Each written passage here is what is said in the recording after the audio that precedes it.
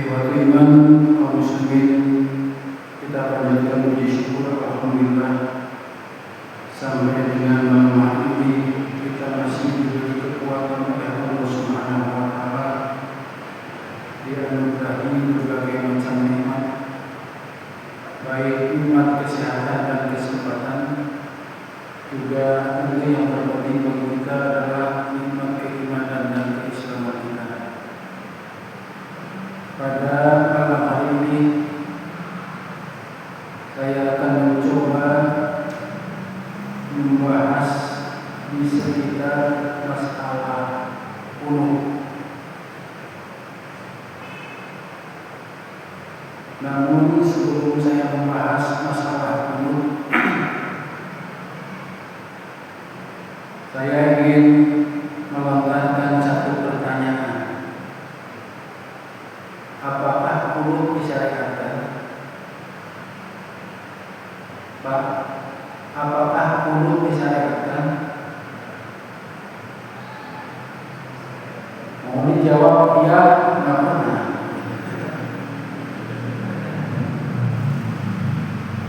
Mau dijawab tidak, takut salah. Disyariatkan nggak qunut?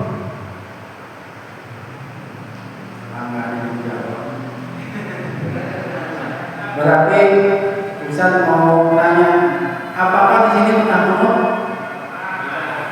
Oh, berarti disyariatkan. Itu saja. Saya tidak membahas masalah qunut subuh, qunut. Berarti karena di sini pernah melaksanakan qunut, maka qunut itu bagian dari syariat yang pernah dicontohkan oleh Rasulullah SAW. Maka pembahasan qunut yang saya akan jelaskan ini pertama, yakni qunut nazilah. Satu. Yang kedua, qunut subuh. Dan yang ketiga, qunut witir. Ikhwatul iman, yang pertama adalah qunut nazilah. Hal ini didasarkan dari sebuah hadis yang diriwayatkan oleh Imam Abu Dawud, Imam Ahmad, dan Imam An-Nasai dari Abdullah bin Abbas. Kata Abdullah bin Abbas, qanata Rasulullah sallallahu alaihi wasallam syahran mutatabi'an fid-dhuhri wal asri wal maghribi wal isya'i was subhi fi duburi kulli sholatin. Rasulullah sallallahu alaihi wasallam qunut selama 1 bulan berturut-turut. Fid-dhuhri di waktu sholat zuhur, wal asri di waktu sholat asar, wal maghribi di waktu sholat maghrib, wal isya'i di waktu sholat isya, was subhi di waktu sholat subuh. Di akhir tiap-tiap sholat. Itu menurut hadis riwayat ini dari Ibnu Abbas.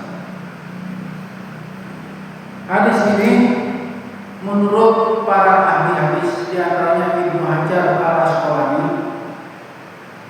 bahwa hadis ini adalah hadis yang sahih. Begitu juga ucapan dari Nasiruddin Al-Albani, beliau mengatakan bahwa hadis ini sahih. Berarti Rasulullah SAW pernah qunut. Kemudian lain dari Anas bin Malik, qala Nabi sallallahu alaihi wasallam syahran yad'u ala ri'in wa darwan. Rasulullah sallallahu alaihi wasallam kunut selama 1 bulan, yad'u ala ri'in, mendoakan kepada kaum ri'in, wa darwan, dan kaum darwan. Ikhwan, sebelum saya menyampaikan masalah kunutnya, jadi sebab-sebab Rasulullah SAW kunut yang ini, yang 1 bulan, adalah ketika ada peristiwa dalam hadis itu Bi'rul Ma'unah, ada peristiwa sumur Ma'unah. Kalau di Indonesia ada sumur lubang buaya, kalau dulu pada masa Rasulullah SAW ada istilah Bi'rul Ma'unah. Bi'ru itu sumur, Ma'unah namanya. Yakni ketika Rasulullah SAW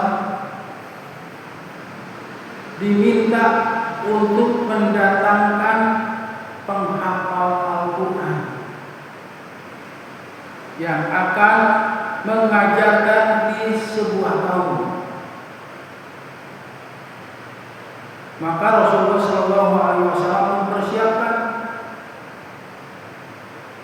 para qori, penghafal Al-Quran, kurang lebih 70 sahabat. Lalu dikirimlah. Maka ternyata sahabat-sahabat tersebut yang 70 itu dibantai.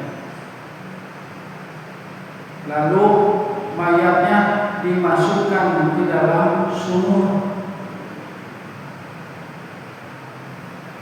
Jadi setelah dimatikan, ada yang digorok, ada yang ditebas oleh pedang. Setelah mati dimasukkan ke sebuah sumur.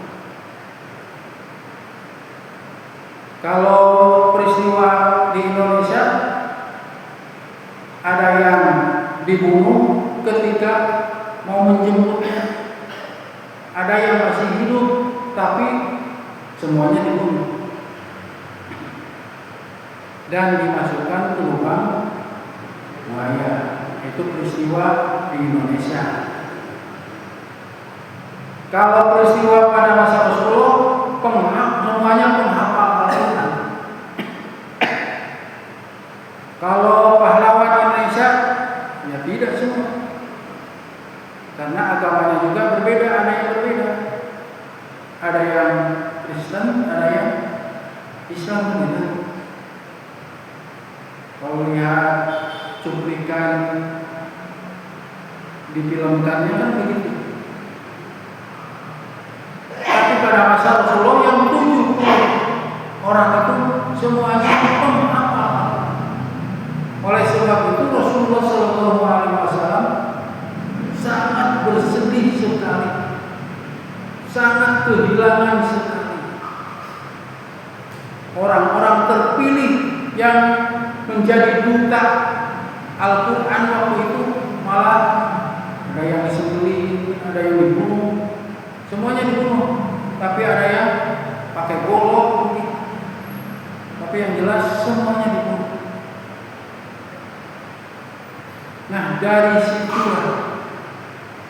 ada dalam hadis yang lain itu yad'u liqaumin, da'a liqaumin, atau da'a ala qaumin. Itu ada perbedaan dalam kunut itu. Da'a liqaumin, da'a ala qaumin. Artinya akan berbeda. Kalau da'a li qaumin adalah doa kebaikan-kebaikan untuk kaum. Berarti kaumnya masih satu akidah. Kalau da'a ala qaumin adalah doa untuk menghancurkan, melemahkan musuh. Kalau li doa untuk kebaikan, ala doa untuk kehancuran. Oleh karena itu, waktu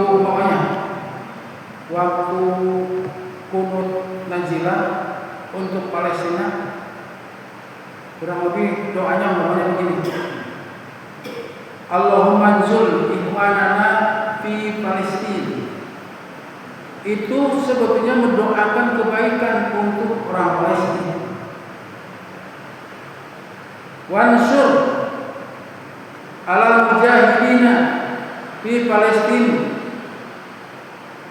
Dan tolonglah ya Allah, selamatkan ya Allah para mujahid. Itu mendoakan kebaikan. Tapi di samping mendoakan kebaikan, wasdud wat'ataka ala a'da'id. Ya Allah, hancurkan terhadap musuh-musuh agama Islam. Minal Yahud, pokoknya dijelaskan kalau mau dipakai kalimat yang minal Yahud, dari orang-orang Yahudi yang memusuhi Islam dan seterusnya. Nah, itu ada doa untuk kaumnya, yakni orang-orang Palestina. Ada doa untuk menghancurkan. Jadi dalam hadis itu doa li qaumin untuk menyelamatkan kaumnya, doa ala qaumin untuk menghancurkan orang itu. Jadi ada perbedaan. Nah, ini terjadi pada kunut nazilah.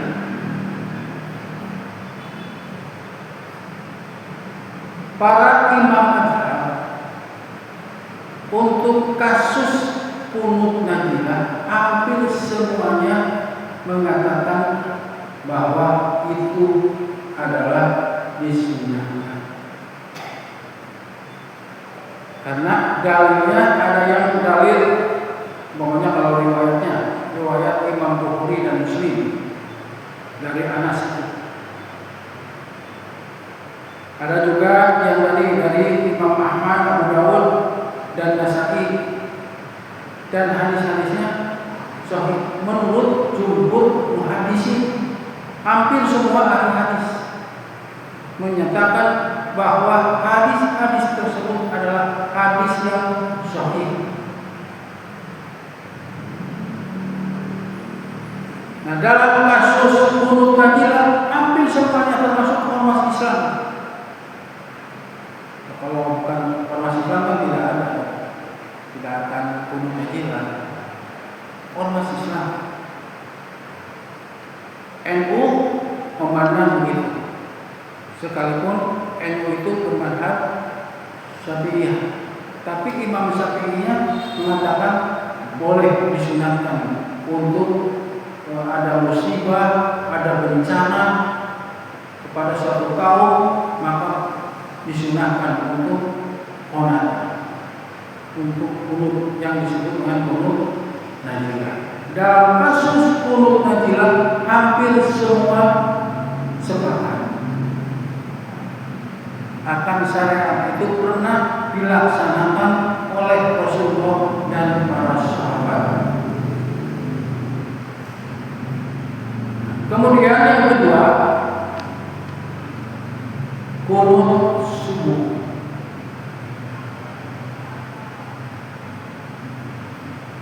Hadis yang pertama masih dari Anas bin Malik, riwayat Al-Baihaqi dalam Sunanul Kubra.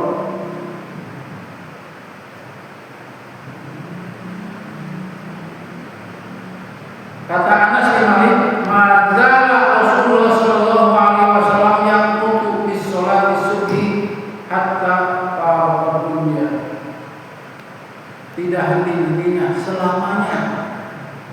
Rasulullah Shallallahu Alaihi Wasallam kunut pada sholat subuh sampai beliau meninggal dunia.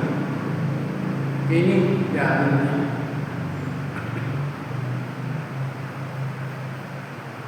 Jadi Rasulullah ketika sudah kunut najilah, lalu Rasulullah Shallallahu Alaihi Wasallam kunut pada sholat subuh dan tidak berhenti kunut dalam sholat subuh sampai beliau meninggal dunia.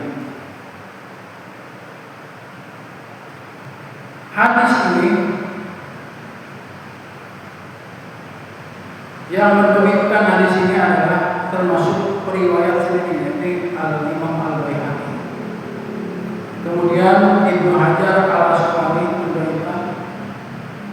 Kemudian Imam Al-Albani juga mendominkan.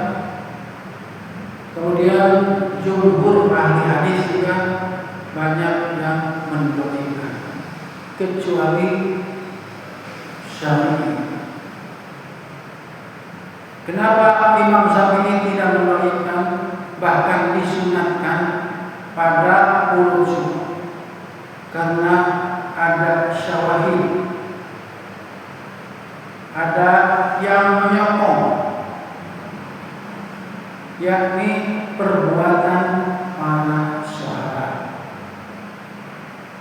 Di antaranya adalah Umar bin Khattab.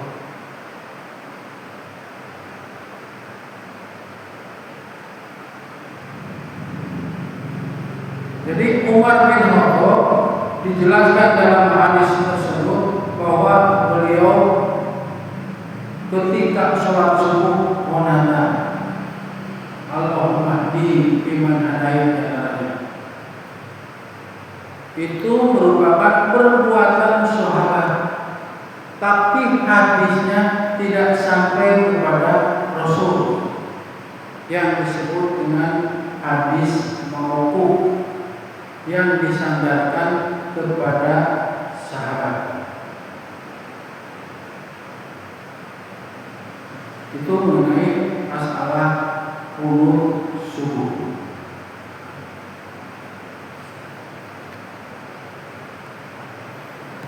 Bahkan jumhur hadis, para ahli hadis mengatakan bahwa kunut subuh bukan sunnah. Yang sunnah itu adalah kunut najilah. Tapi sekali lagi, madhab Syafi'i menganggap sunnah muakkadah. Maka kalau tidak kunut, ada sujud sahwi. Tidak bagi madhab Syafi'i. Kalau subuh tidak kunut, maka maunya lupa, maka dia di akhir sholat harus sujud 2 kali sujud sahwi sebagai pengganti dari kunut. Yang perbuatannya tadi adalah dari amaliyah sahabat yang namanya Umar bin Khattab berdasarkan ijtihad. Karena mengingat sahabat juga melaksanakan itu. Nah itu kunut subuh. Yang ketiga adalah kunut witir.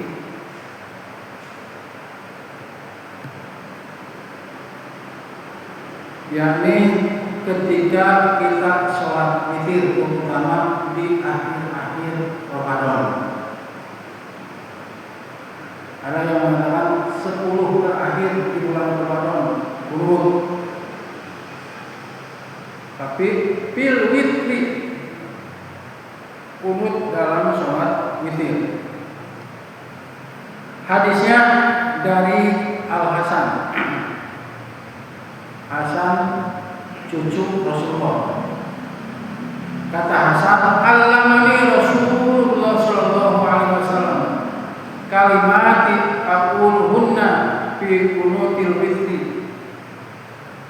Telah mengajarkan kepada aku, kata Hasan, beberapa kalimat yang aku ucapkan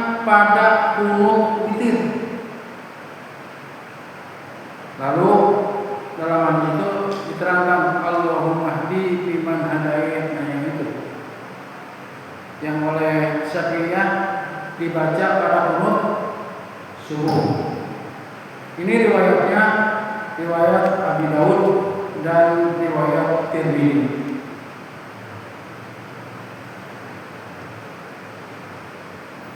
Mengenai riwayat ini, menurut Imam At-Tirmidzi hasan.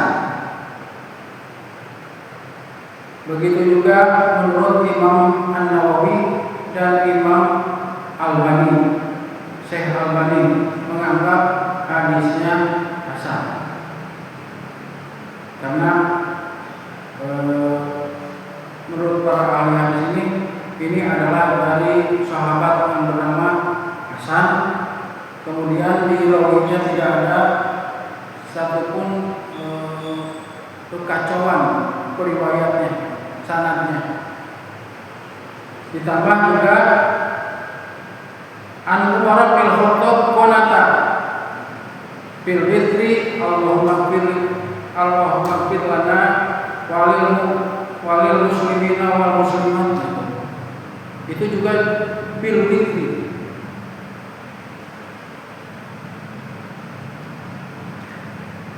Sumbernya dari Anas bin Malik dan ada dalam kitab Madhab atau karya Imam Malik itu Al-Muwatta dari yang Umar bin Khattab ini. Sekalipun hadisnya bukan hadis sampai kepada Rasul, tapi hadis mauquf, hanya sampai kepada sahabat. Oleh karena itu, kalau kita bedakan antara tiga kunut ini, maunya kunut witir. Kunut witir disunatkan menurut Imam Hanabiyah, Imam Hambali, kemudian Syafi'iyah. Sementara Malikiyah tidak menetapkan kunut witir ini.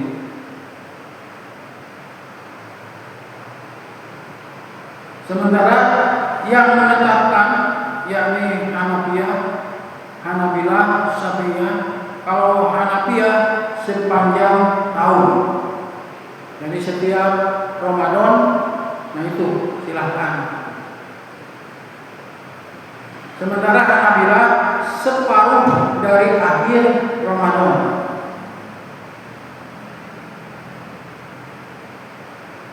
Sementara Syafi'iyah boleh kapanpun, mau di awal Ramadan, di tengah Ramadan, di akhir Ramadan, silahkan.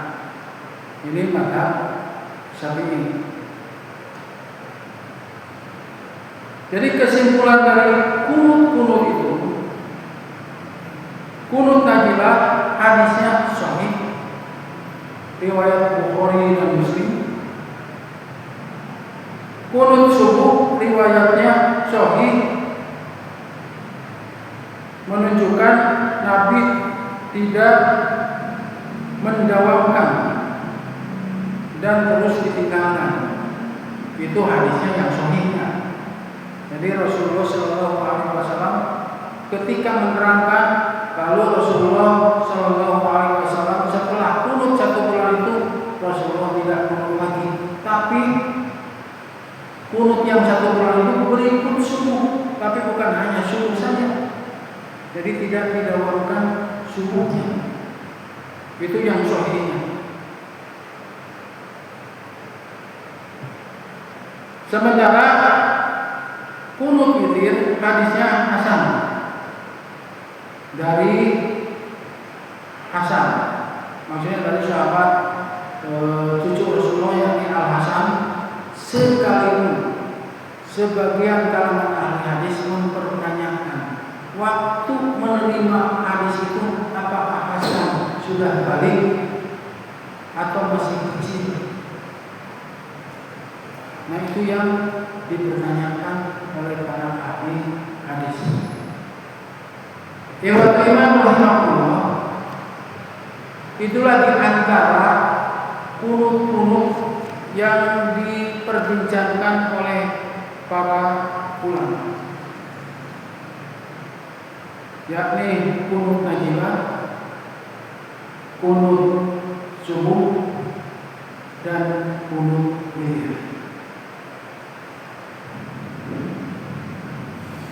Kalau disimpulkan di Indonesia, kunut najilah menurut Nahdlatul Ulama disunahkan jika ada musibah besar atau ada kezaliman pada kaum muslimin. Boleh dilakukan di sholat subuh dan seluruh sholat fardu. Itu menurut mazhab NU yang tentu saja ke Syafi'iyah, mazhab Syafi'iyah. Dasar hadisnya yang tadi Bukhari dan Muslim.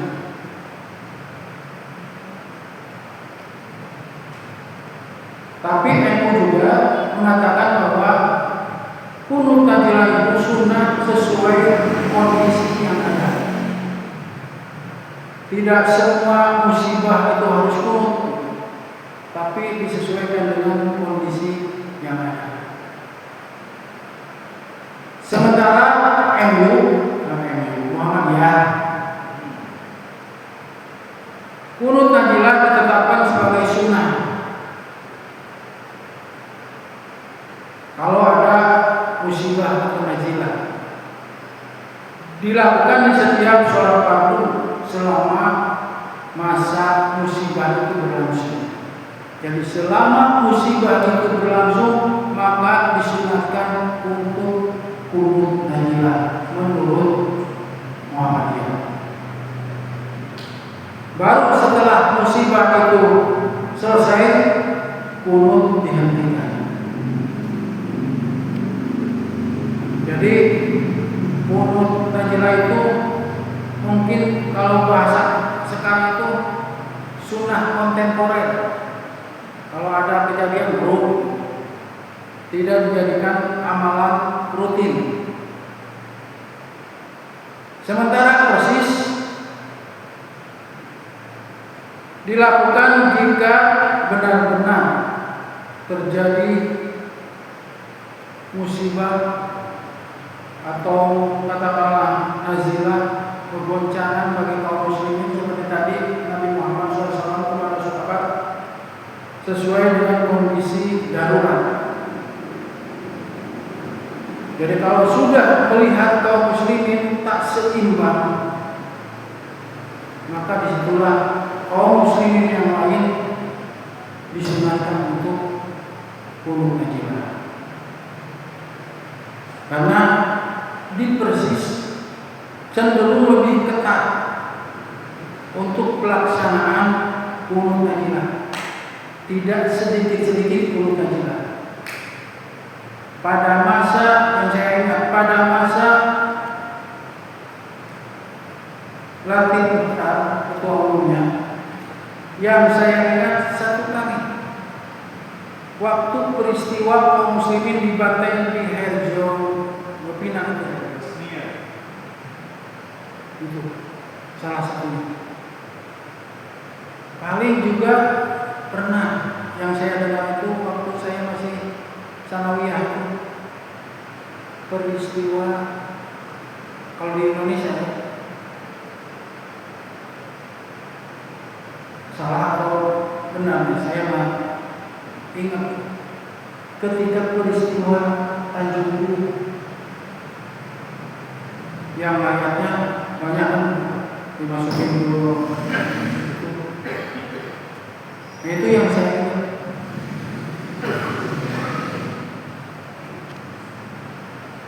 Peristiwa kalau di luar negeri, peristiwa pembantaian itu, yakni yang Uni Soviet pecahkan, nah salah satunya adalah di Venezuela.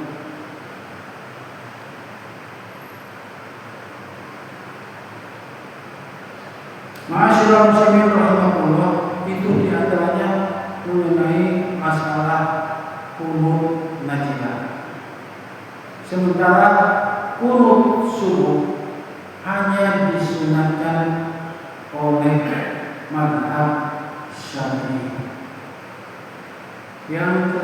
urusan melaksanakan ketika pelaksanaan sholat subuh. Itu yang didawamkan. Sementara kalau dalam sholat witir, maka Muhammadiyah agak longgar, silahkan.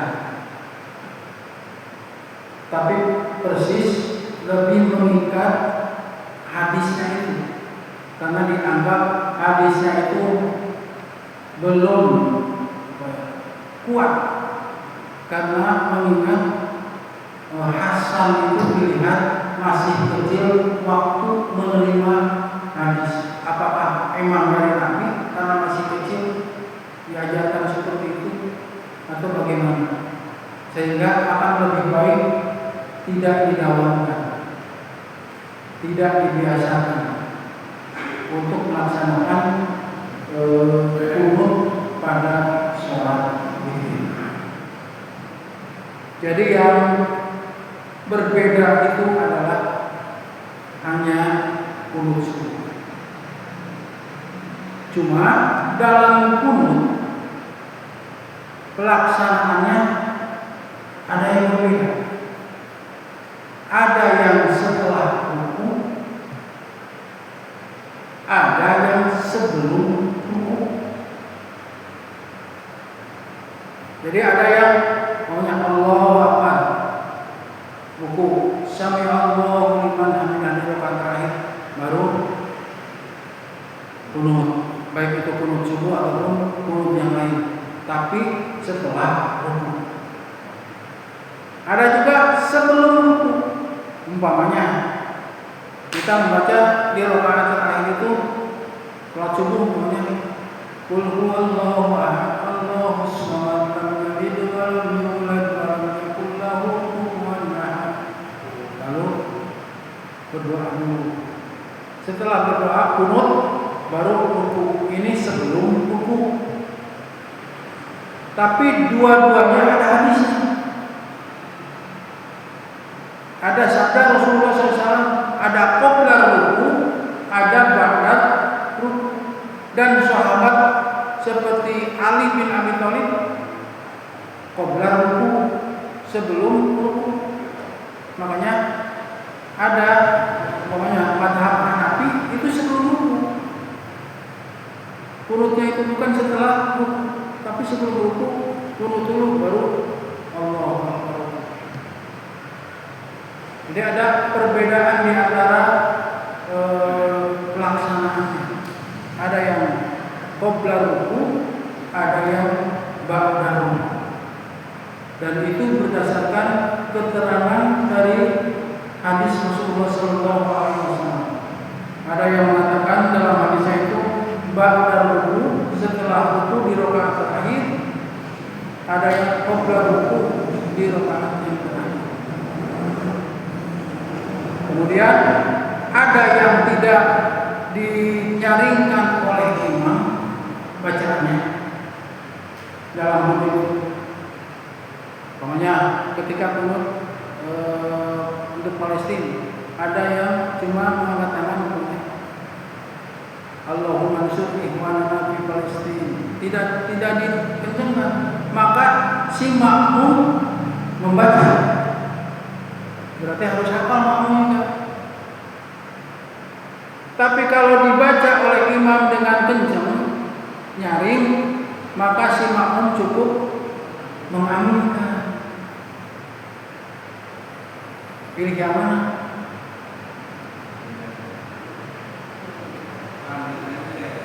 Biasanya pilih yang diaminkan kan? Karena harus menghafal dulu gitu kalau. Ya kan kalau punya si imam menyaringkan doanya Allahumma ansur ikhwanana fi Palestina, amin. Ansur mujahidina fi Palestina, amin, kan gitu. Wasdur bataka ala a'da'iddin, amin. Cukup amin aja. Tapi aminnya juga jangan salah. Amin, amin. Itu salah. tapi aknya minyak penuh. Wasudrat kata Ibrahim, amin. Jangan amin seperti anak kecil ketika mendengar khutbah Jumat. Bahkan ada yang berteriak, amin. Padahal amin itu lafaz yang paling dibenci oleh Yahudi. Kalimat amin. Sekalipun mungkin di agama Nasrani ada amin. Sering dengar amin. Amin.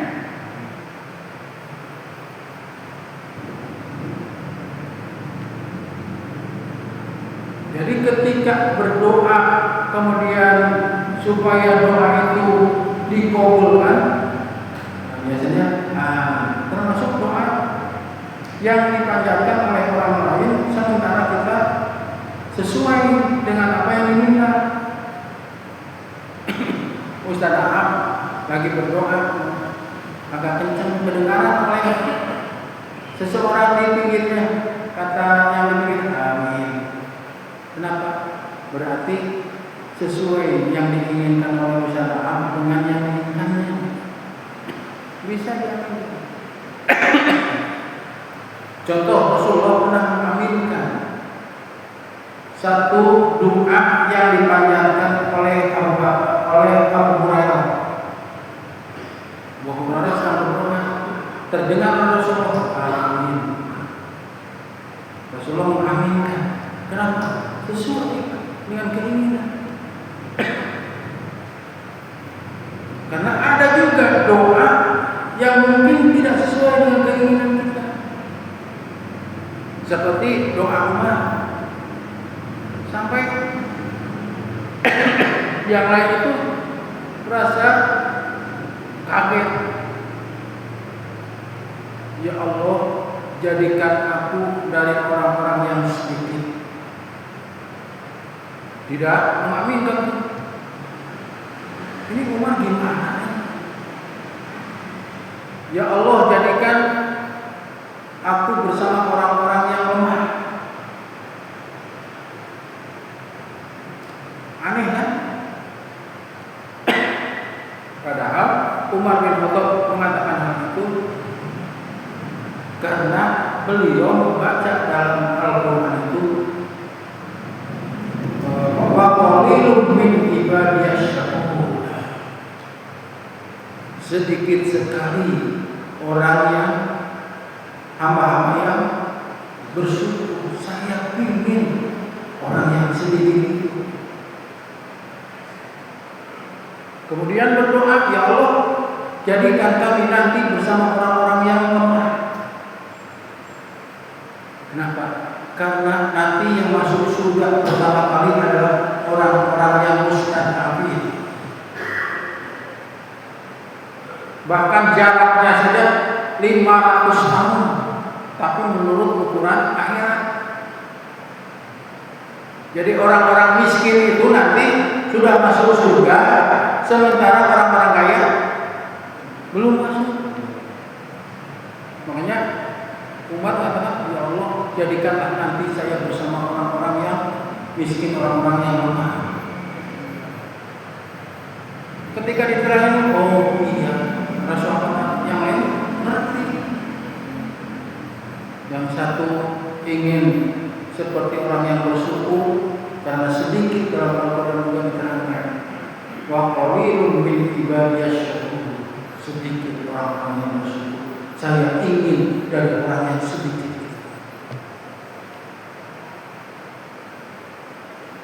Iwan rahimahullah itu diantaranya mengenai masalah kunut. Jadi sekalipun ada perbedaan, pertama kalau khususnya kalau Nahdlatul Ulama tentu tidak akan bisa berubah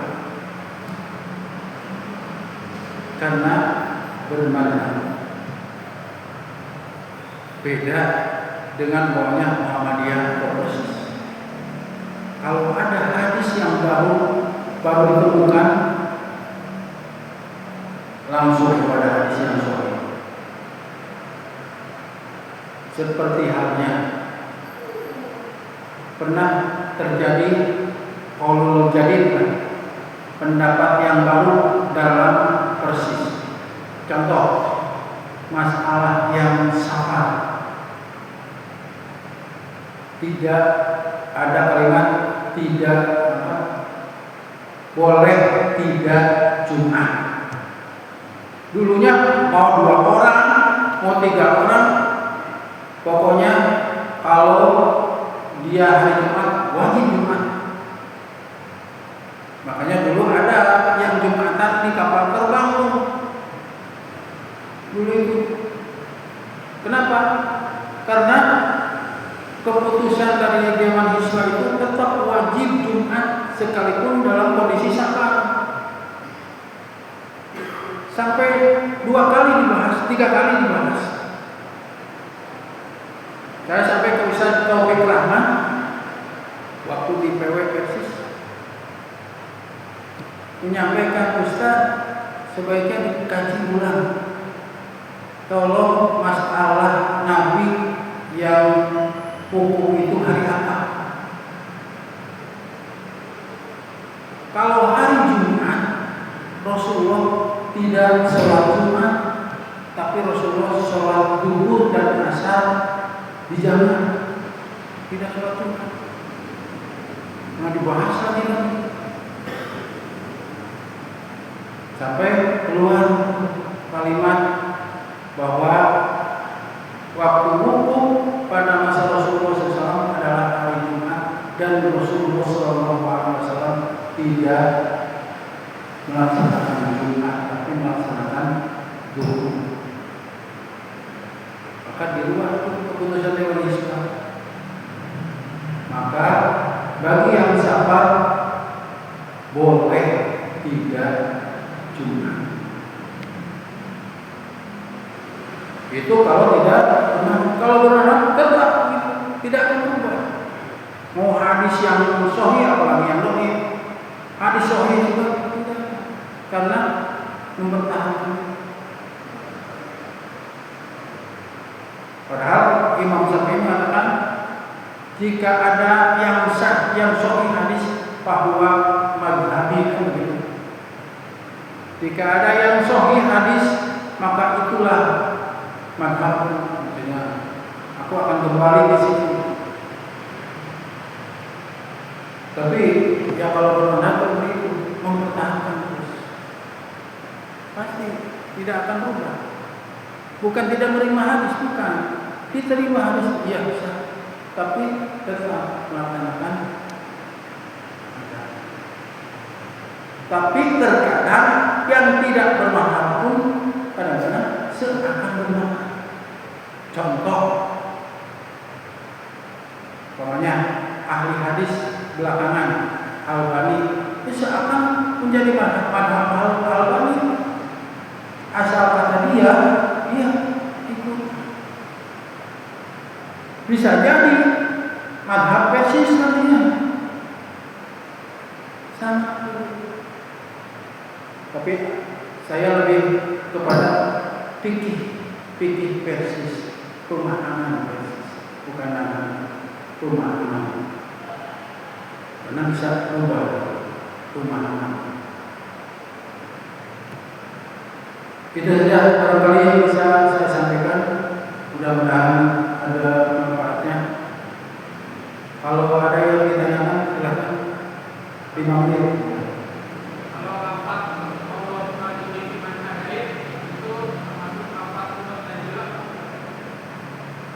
Apanya?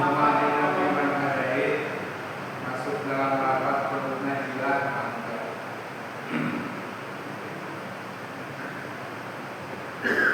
Sebetulnya Allahumma hdi fiman hadait bukan dalam konteks najilah. Najilah itu sesuai dengan kondisi di situ. Lalu ada kalimat dalam hadis tambahan itu, fa amma fi subhi, adapun dalam subuh Rasulullah tidak pernah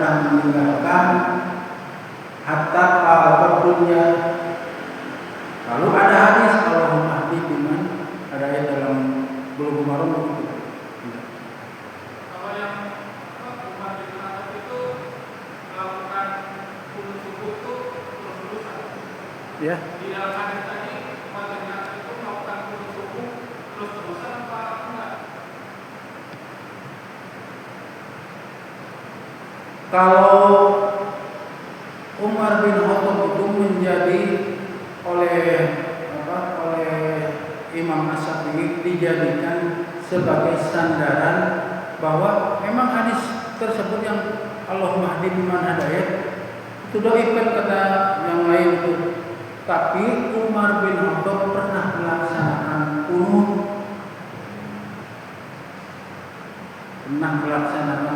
Itu. Maka dijadikan sandaran sahabat saja bisa melaksanakan sekalipun itu sahabat. Dan harus diingat sama dengan Utsman bin Affan ketika sholat Jumat adanya ditambahin kan menjadi 3, jadi bukan 2, 3. Pada masa Rasulullah 2 kali, pada masa Utsman 3 kali. Sekalipun adanya bukan di masjid saat sholat Jumat, bukan pada masa Utsman itu. Jadi ada panggilan-panggilan di pasar itu, pemberitahuan bahwa sekarang sudah jam sekian kalau sekarang gitu ya. Cepat ke masjid gitu, supaya pada pulang tuh. Itu disebut adzan, pemberitahuan, bukan adzan Allahu Akbar. Bukan. Tidak ada yang menerangkan bahwa ada yang adzan di pasar. Pemberitahuan disebut adzan dalam bahasa Arab. Makanya qomah itu disebut atau iqomah itu disebut adzan itu. Coba, likulli adzanaini sholatu. Tiap 2 adzan ada sholat. Maksudnya antara adzan dan iqomah itu ada sholat sunat. Itu disebut dua-duanya adzan. Kalau pada masa Rasulullah, Abu Bakar, Umar, adzannya ketika imam naik mimbar dan qomatnya ketika mau mendirikan sholat. Nah, pada masa akhir Utsman ditambahin adzannya, tapi belum masuk waktu Jumat supaya pada pulang cepat mandi. Itu disebut adzan pemberitahuan. Nah, begitu juga ketika Umar bin Khattab witir, sebetulnya witir bukan witir subuh, witir pada bukan kunut dalam subuh, tapi kunut dalam witir. Allahumma fir lil mu'minina wal mu'minat, nah itu Allahumma dalam hadisnya itu tadi Umar bin Khattab. Jadi kata Allahumma fir lana walil muslimina wal muslimat, nah itu Umar bin Khattab mengenai. Tapi itu berkalian dengan kunut witir. Cuma Imam Asy-Syafi'i mengambil istimbat dari perjalanan para sahabat sholat witir saja bisa kunut, maka sholat subuh itu ditambah hadis yang dhaif itu. Hadis yang Imam Al-Baihaqi, Rasulullah sampai meninggal tidak pernah meninggalkan kunut dalam sholat subuh. Itu dijadikan. Ditambah tadi amaliyah para sahabat. Padahal amaliyah para sahabat itu ada yang seperti tadi disebutkan. Itu bukan pada Jumatan, bukan. Tapi memberitahu mau sholat Jumat belum saatnya. Tapi kan sekarang ketika datang waktu sholat Jumat kan di masjid ada dulu gitu sholat qobliyah. Yang sekarang itu kan begitu. Padahal Utsman bin Affan itu adzannya atau pemberitahuannya di pasar jauh, di pasar pemberitahuan supaya pulang. Sekarang Jumatan harus sejam lagi mungkin disuruh atau 2 jam lagi. Apakah bertentangan? Sebetulnya begini. Karena adanya tetap aja 2 kali ketika Jumatannya di masa Usman. Tapi ditambahnya itu sebelum Jumatan.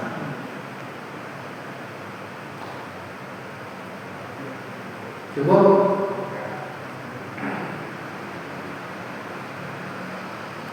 Terima kasih. Assalamualaikum warahmatullahi wabarakatuh.